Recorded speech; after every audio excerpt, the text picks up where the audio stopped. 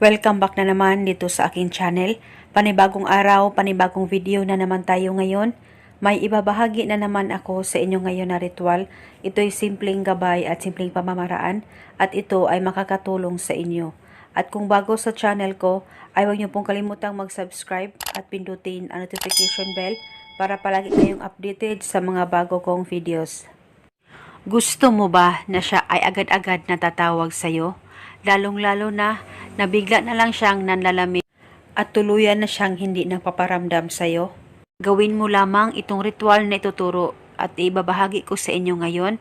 Dapat kayo ay palaging naniniwala sa mga ganitong pamamaraan. At pwede mong gawin itong ritual sa kahit na anong araw o oras na gusto nyo.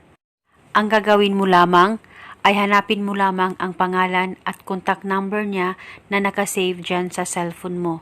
At pagkatapos ay hawakan mo ang cellphone mo at ilapit ito sa baba mo at ibulong mo lamang ang mga salitang ito.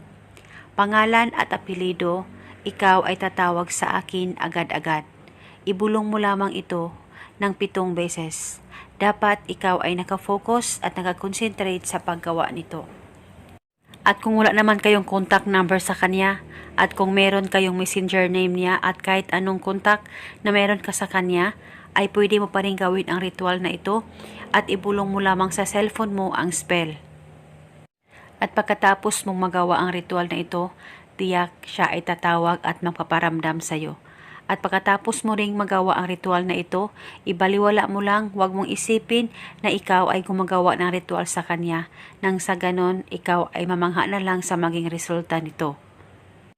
At pwede mo itong gawing ritual kahit ilang beses sa isang araw. Basta kunin mo lang ang cellphone mo at ibulong mo lamang ang spell. Palagi lang talagang magtiwala sa kahit na anumang ritual na iyong gagawin. At ito muna sa ngayon. Maraming salamat po sa panunood. May